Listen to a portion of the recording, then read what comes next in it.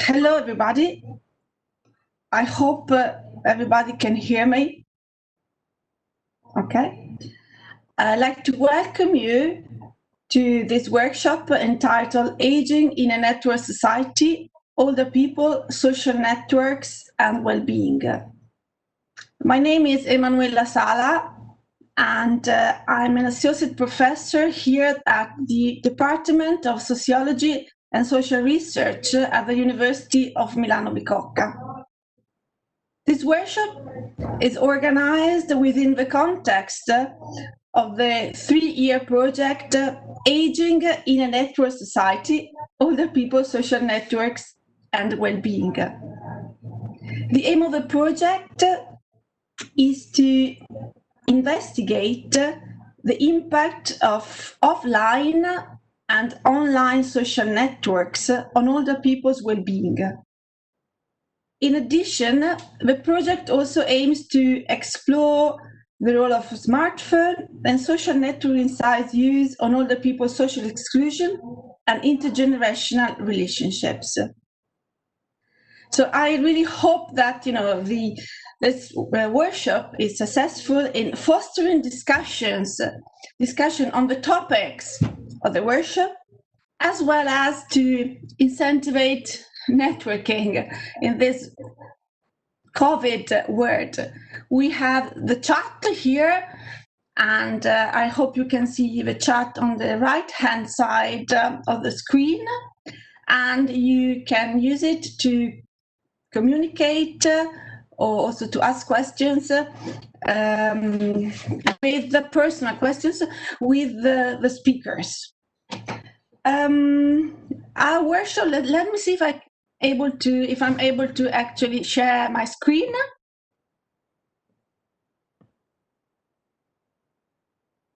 Okay.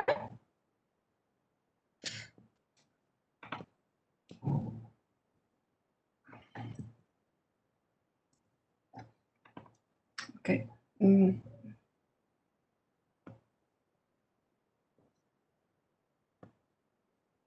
Right, I just wanted to show you actually the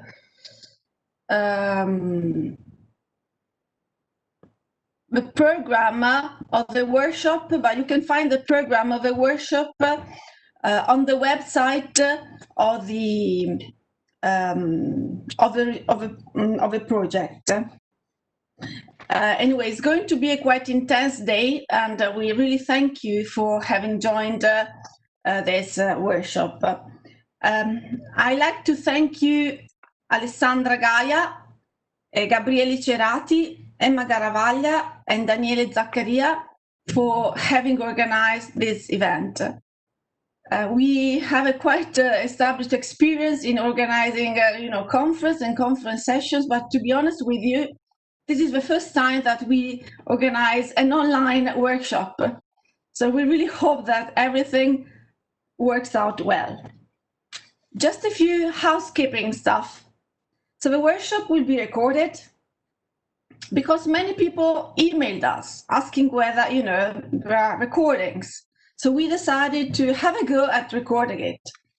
So by joining this meeting, you consent the workshop recording to be shared online. We will let you know using our ResearchGate page, where we will upload the workshop recordings. You are currently muted and your video is currently turned off. When it's your turn to present, the session chair will give you the privilege to speak and share the video. Throughout the workshop, when you wish to ask a question or to make a comment, please click on the raise hand button. That is, you can find it after the participant lists in the right-hand side of the screen, and wait until we ask you to speak. After your question, please click the raise hand button to unraise your hand. You're very welcome to turn on your camera when you're speaking so that we know who you are. Right. I'm going to introduce now Valentina Amorese. She works at the Italian Fondazione Cariplo. The Fondazione Cariplo is one of the most important funding body in the Lombardy region where Milano is set, and we are thankful because in 2017 the Fondazione Cariplo decided to introduce a new funding scheme which was targeted specifically to social scientists. Okay, thank you. Now it's Valentina Amorese. Valentina? Hi, can you hear me? Yes, please. Welcome, Valentina. Hi, thank you very much. Thank you very much for inviting us. It's a real pleasure to be here. As Emanuela said, I work in Fondazione Cariplo, which is a grant-making organization, and we support different kinds of projects and realities within the social, cultural, political, and with regard to science and research and innovation. From 1991 to date, Fondazione Cariplo has supported the more than 30,000 projects carried out by different kinds of organizations. And starting from 2017, we decided to dedicate a specific call exclusively to social sciences. For us, it represented a significant change because we were used to support research and innovation in terms of environment, medical issues, but it was the real first time that we decided to dedicate a call only to social sciences. This call was a real success, and it is still ongoing, although after 2 years we decided to shift the focus from aging, the whole issues related to our population and aging towards science and the technology studies. And I'm really looking forward to hear the results of Emanuela's research today, and also the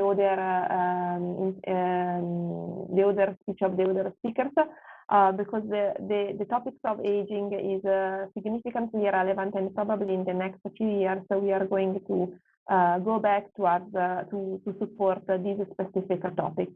Thank you. Thank you very much, Valentina, for your nice introduction, and thank you very much to the Fondazione Cariplo Foundation for having supported our project. Okay, now it's Maria's turn. I'd like to introduce, we were all looking forward, and we are all looking forward to hearing Marja Aartsen keynote speech. Professor Marja Aartsen is a research professor at the Norwegian Social Research of the Oslo Metropolitan University. Her expertise lies specifically in statistical modeling of functioning of older men and women in relation to other domains of functioning and how that changes over the life course. Well, hi, Maria, I can see you now. It's kind of difficult, to talk to your screen. Sorry. Very weird. Anyway, Maria is one of the editors of the European Journal of Aging, and she has co-authored or authored more than 40 scientific publications. I met Maria some years ago in a conference, and there is something that it's not written on her CV, that she's always a very supportive colleague. So I'd like to welcome Maria. And Maria, just to remind you that you have 35 minutes for your talk, and then we have 10 minutes for discussion, Maria, if it is okay with you. I will interrupt you after about 20 minutes. kindly just to say 20 minutes, Maria. I hope not to be too invasive in these COVID times. And 5 minutes before the end. Is it okay for you, Maria? Perfect. Thank you very much, Maria. The floor is yours, or the video is yours. I don't know exactly what. Anyway, it's your turn. Thank you, Maria. Wonderful.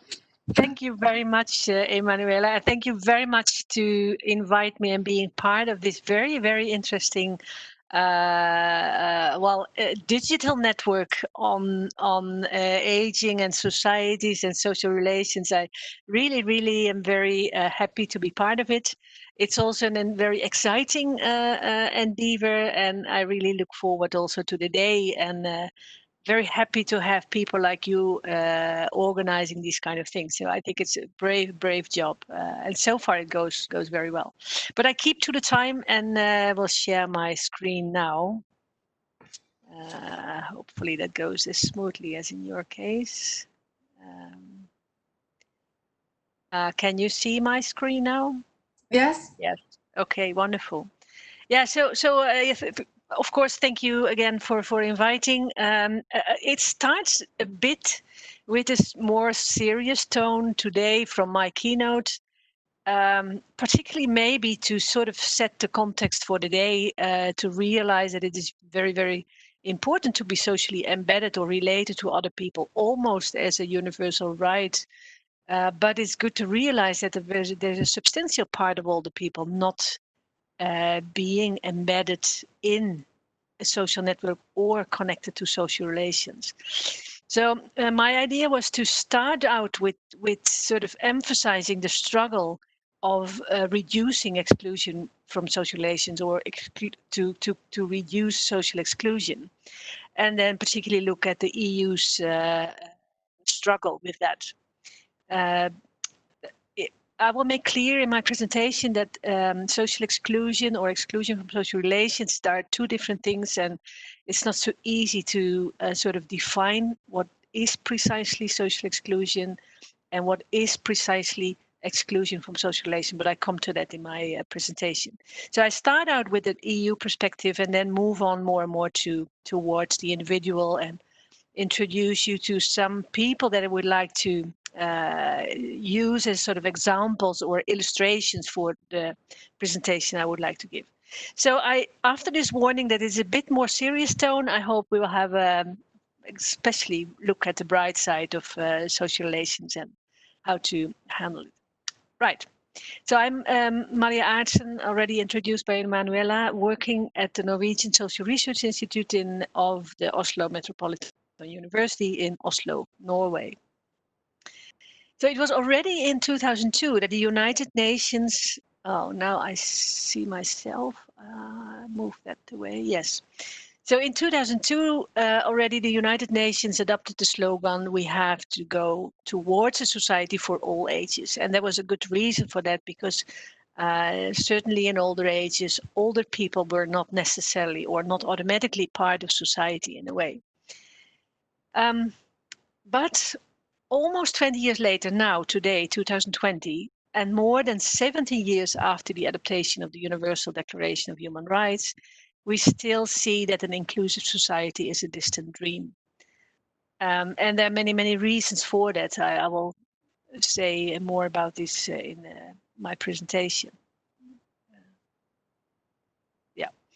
So that brought Europe, the European Union, to a strategy, the 2020 strategy, in which they said we are going to reduce the number of people at risk of social exclusion by 20 million in the year 2020.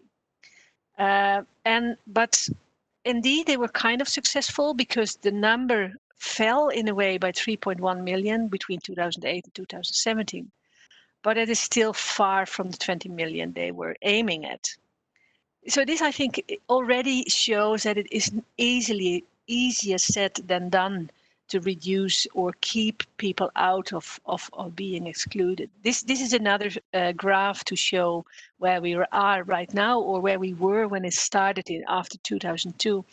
So the yellow line shows the average number of people at risk of poverty and social exclusion in the EU, which was, and on the y-axis you see the number, it was 124 million people at risk of poverty and social exclusion in 2005. That was the day that they said, well, we have to reduce, and our aim is here on the right-hand side. By the way, can you see a cursor? I'm not so sure. I'm using my cursor to point towards this. On the right-hand side of the slide, where you see a yellow dot, which is sort of the focus. That was what they strived for. 96 million people only.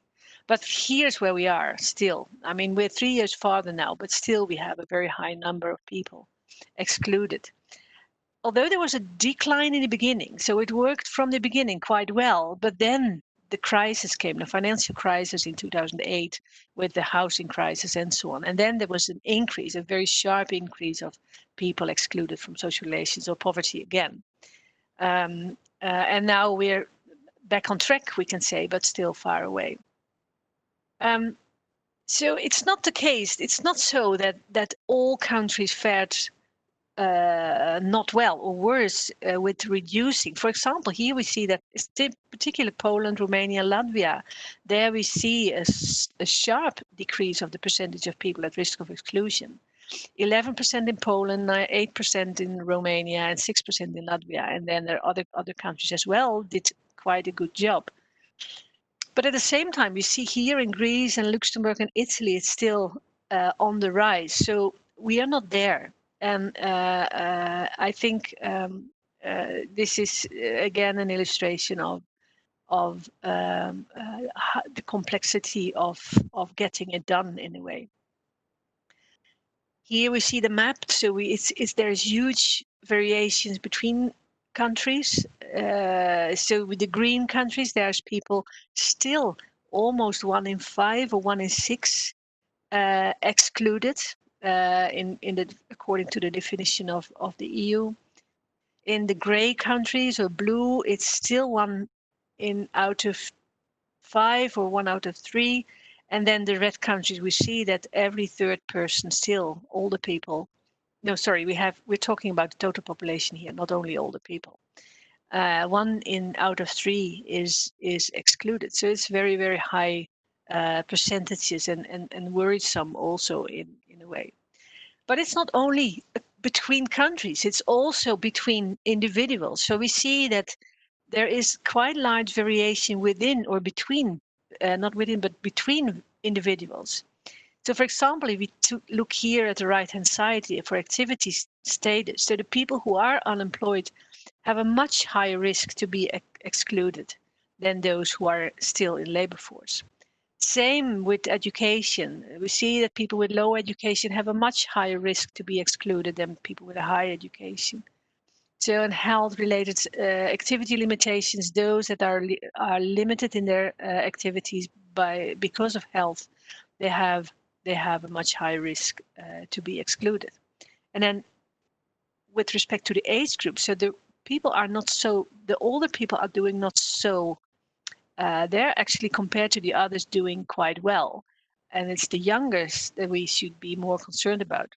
But still, because of the impact it has on older people, it's still a very important issue to address. I mean, older people are much more vulnerable to the consequences of exclusion than younger people.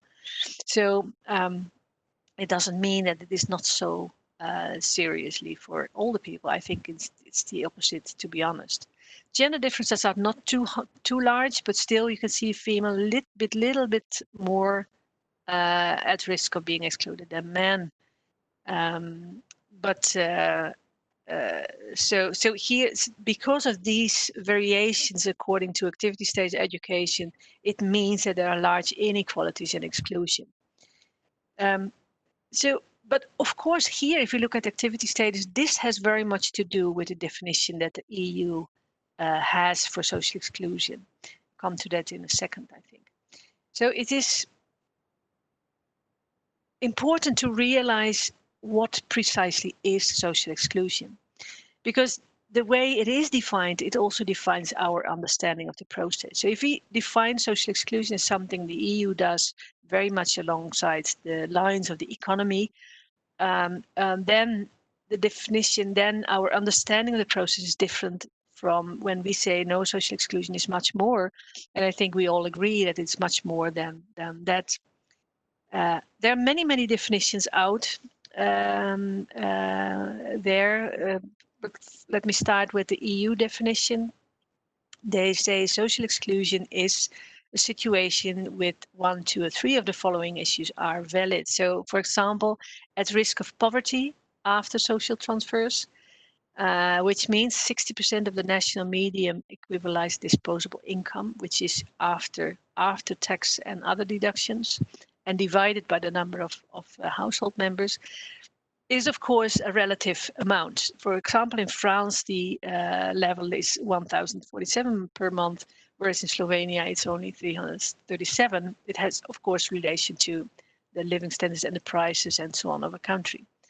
A person can be severely materially deprived, which means lacks at least 4 of the following things: cannot pay rent or utility bills, keep the home adequately warm, face unexpected expenses, eat meat, fish, or protein equivalent every second day, and so on, holiday from home, washing machine, TV, and so on.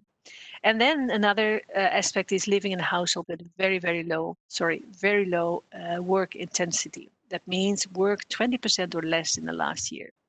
So here you see the reason why it's so highly related to the risk of not being in a labor force. So that's the kind of definition thing. But I think social scientists in generally agree that it's more than this economic dimension. So Berry already in 1908 said that social exclusion is a process by which individuals or groups are denied the opportunity of participation, whether they actually desire to participate or not in key activities of society which he or she lives. This is in a study, in a case paper published, can be found on the internet. It is already a much more wider approach to the whole idea of social exclusion. For example, starting by saying it is a process. It's not something you are in or out society. It may become worse over the life course, or maybe people get out of exclusion. Although empirical research say it's more likely that people stay than to come out of it again. And being denied the opportunity of participation, that can be also participation in society, in voluntary work, in labor force, but also social networks, whether they actually desire or not. That is also an aspect that is important to realize. Some people voluntarily, I think voluntary between brackets, but okay, for the time being, let's say some people choose to do so. And in some cases, people are just pushed out by structural drivers in the society. But it at least calls into question what is going on, who is pushing people out, who is denying. No one, I think, will deny people access, but all kind of mechanisms have the same effect. But before I move on, I want to introduce you to some people here that I think are very nice. Nice is maybe not the right word, but good examples or illustrations for what social exclusion might entail, but also how complicated it is to come up with a definition that fits all. So here it's Hannah Hoxwell. She's lived in the United Kingdom, somewhere in the middle, in a very remote area. She was kind of discovered, between brackets also, by a journalist who took a walk or a hike in this area and met this very endearing lady, you could call her, because of the language she used. She had a very pronounced or sort of advanced English language. She lived in this farmhouse that is on the back and only with a couple of cows, no electricity, no water. So she had to go to a place, to the river, to get some water for the cattle, which was only 2 or 3 cows. She did not have any income. She was far below 1/5 of the poverty level in the United Kingdom. So she had almost nothing to live up. I think it was about £200 per year, something like that. No electricity, so in the winter she slept with the cows to keep warm, and but still she looked like a very wise woman, not complaining about anything. But according to the definition of exclusion, very much excluded. She lived there with her family, with her parents, but they all died. And so during the course of her life, she became more and more and more excluded because no one wanted to live there in that remote area before anymore. And she decided to stay. The other people are have been living in France, in Grenoble, that area, if I'm correctly informed. Pollizer, he is actually the main character in this picture in a way. His parents owned a hotel, and Clemens was maid at a hotel. But at a certain day when Paul was on the street, he was accused by two ladies in a fur coat that he was sexually intimidating these two ladies, which was not the case. And Paul, there was a trial, and he was convicted that he has really admitted this sexual intimidation, and he was certainly that he did not do this. So he refused to pay the fine. He refused to go to jail.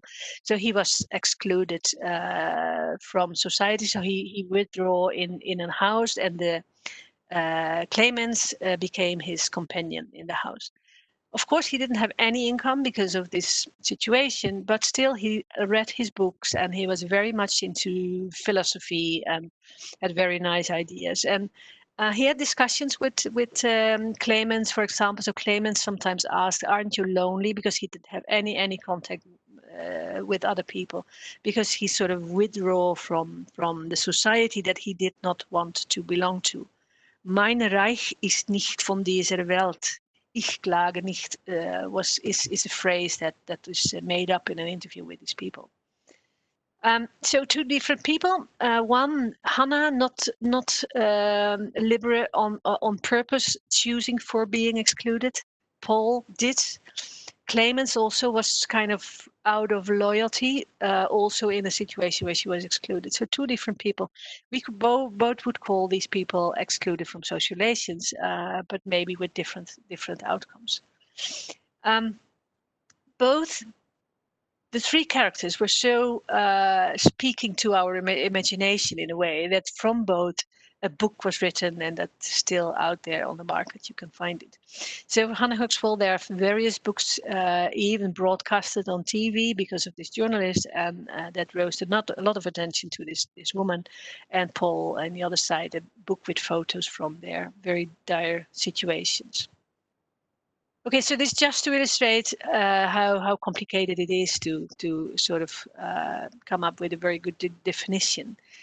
I think a very good starting point for coming to a discussion, or sorry, coming to a definition of what social exclusion is in this work by Kieran Walsh and two colleagues. Kieran will speak later on today. His keynote will be at the beginning of the afternoon.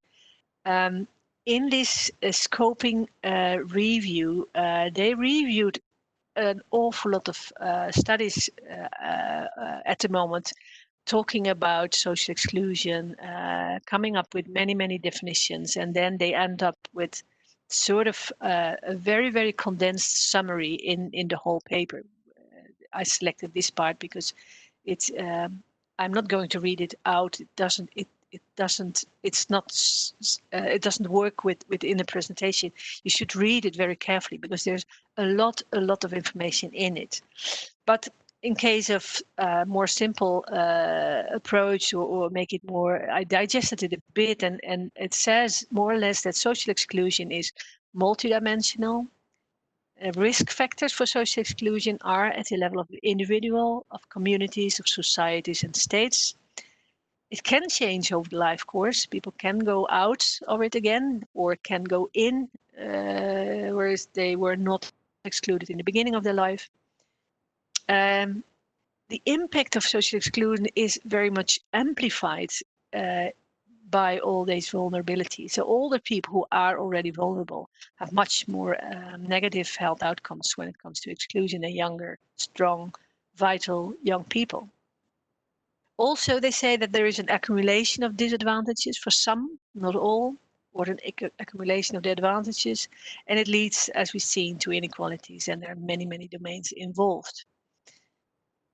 They come up in their paper also with this, what we sometimes call the wheel of Kiran, where it shows the different domains that are involved when it comes to old age exclusion. So one of these domains is the social relations, but there's much more. It's exclusion from material and financial resources. So poverty is an indicator, or deprivation from material resources we could think of. Income, employment, pension. So there is another aspect, being excluded from services, amenities, or maybe even public transport. Also information and ICT, we will talk about that later today. Housing is an important aspect. And then of course the civic participation, so do people have the opportunity to participate in society, in voluntary work, in political participation. And then the neighborhood and community, people can be excluded from neighborhood because they live in very deprived areas, for example, with very little facilities, crime rates, high crime rates, and these kind of things. And of course, there is the socio-cultural aspect. We think about some countries, ageism is much more prevalent than in other countries, or maybe some countries have a more collectivistic approach where people are more likely to be embedded in a social network, whereas the individualistic countries are maybe, this is not true, because the individualistic countries are more the northern countries where actually life is better than in some southern eastern countries, even though there is a collectivistic idea. But that's, I won't talk about that later. I won't talk about that now.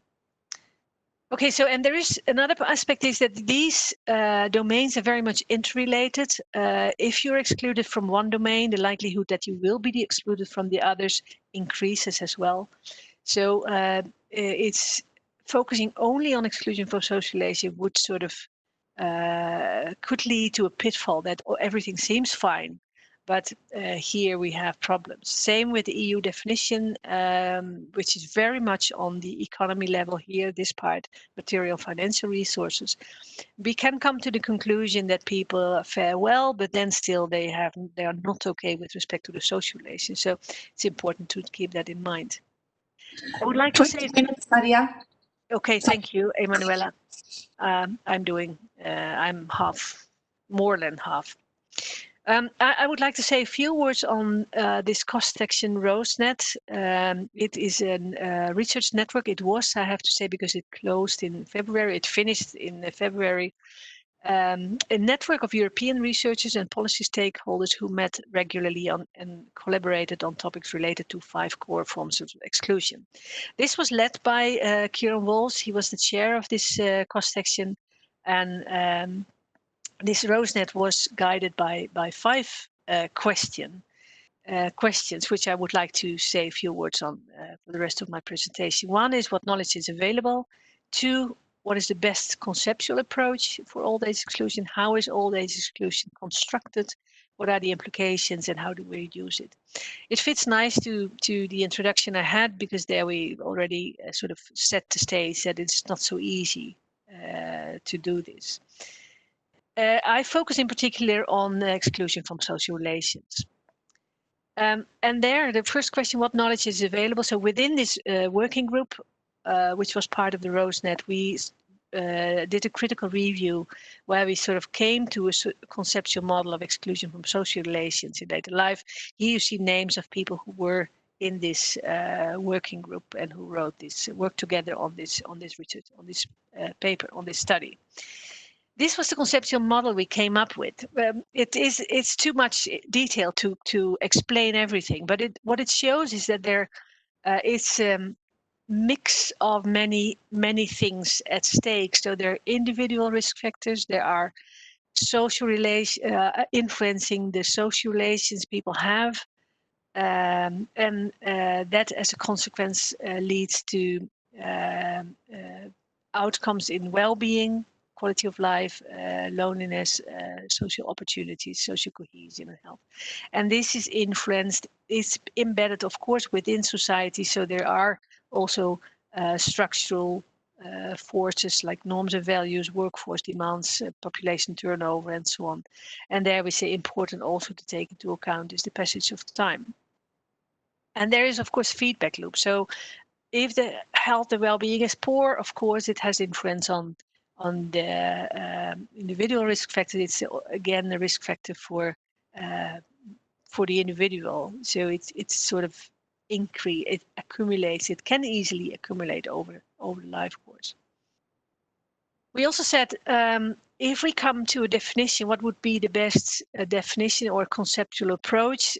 We sort of decided in our working group that exclusion from social relation is a situation in which people are disconnected from adequate levels of quality and quality of intimate relations, social network, social support, and or social opportunities to participate in the wider society. We also sort of want to emphasize that it's exclusion from social relations is not necessarily the same as loneliness, although they're highly correlated. With loneliness, we mean a situation that people experience as negative and call it lonely.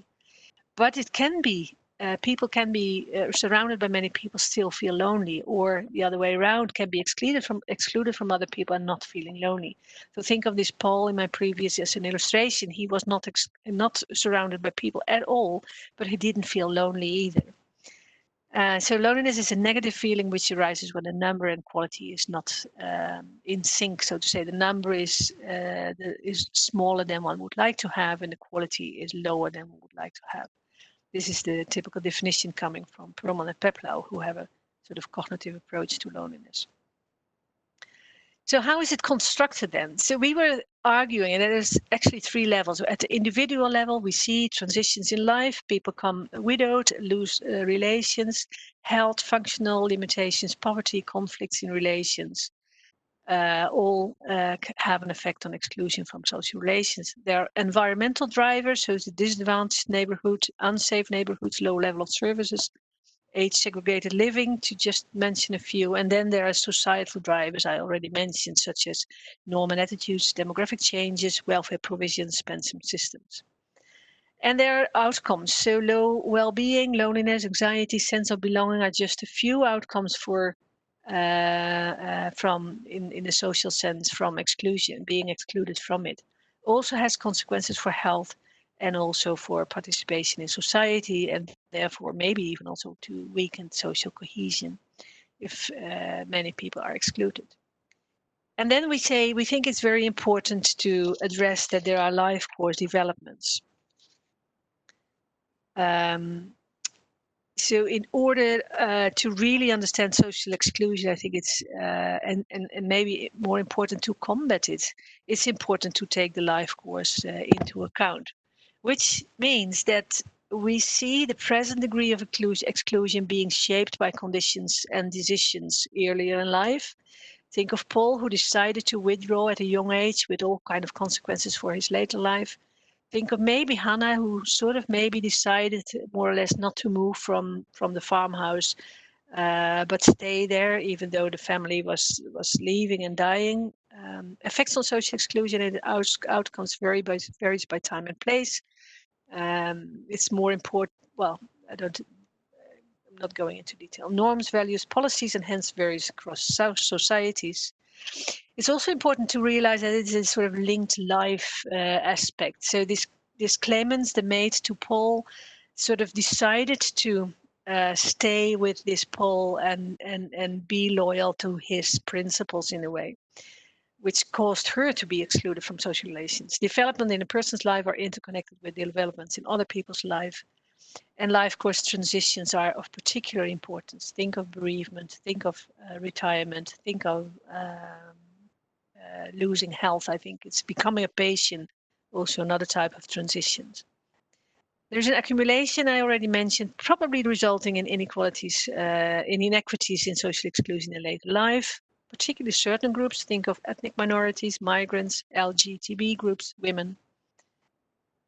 But also When thinking of reducing it, it's important to realize whether or not this exclusion is a temporary state or it's a chronic situation.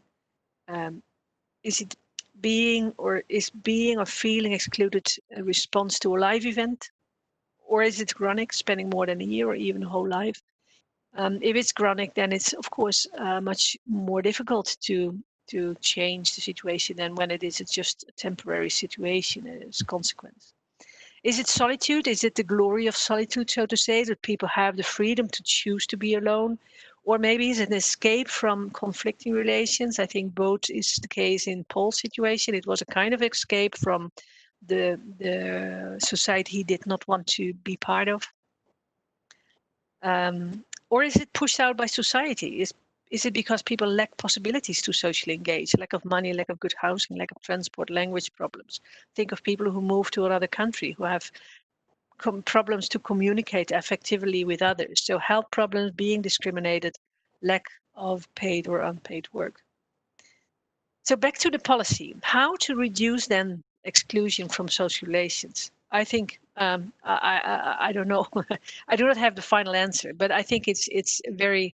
At least we came in our working group also with the following sort of conclusions. So the first was, when thinking of strategies to reduce exclusion from social relations, it's important to consider the duration, preference, exclusive forces of society. Another is to realize that causes for exclusion are on the micro, meso, and macro level. So interventions also should not only address the individual, but also the environment and also some things in society. So if thinking of, for example, digital solutions, it's we are not there with saying where we provide individuals with a iPad or something. Also, the environment needs to change, and maybe even society that opens up for people who are excluded. Also develop prevented strategies and complex interventions that are targeted to support social relations at different stages. So to support people to keep contact with other people at different stages of the life course. And the last was that we say, okay, measures to evaluate change in exclusion should encompass not only the objective aspects, which is the number and level of social participation or frequency of contact and so on, but also the subjective, the self-perceived indicators. If you want to read a bit more about the outcomes of the cost section, you can see here at this link, find a number of synthesis papers which might be interesting to read. It's written in particular for policymakers, but also for scientists in the field who are interested in these 5 types of exclusion. Okay, so just a few, what happened to Hannah and Paul in the meantime? Well, Hannah, actually, she was, this journalist who met her was so impressed by the kindness of this woman, but also of the very, very poor situation, that he decided to have a program on her. And many English people were moved, maybe almost to tears with this Hannah. So they all felt very sort of compassion for this woman. And there was a fundraising to make sure that she had electricity in her house, and she got many, many mails, and she answered all the mails she received, this postal mail by hand. So everyone who sent an email, a postal mail, received answer from her. And then she was asked, is there anything that you would like to do in your life? And then she said, I would really love to see America. So she took her to America, made another TV program on her, and she broadcasted her. In the end of her life, she sold her farmhouse and she moved into a residential home and was happy living there. Paul, on the other hand, 10 months for his death, Clemens was diagnosed with dementia, so she had to leave him and moved to a nursing home, to a residential nursing home, I don't know. So Paul left, and Paul was very, very depressed. There was no, they were not partners, but I think a platonic relation they had.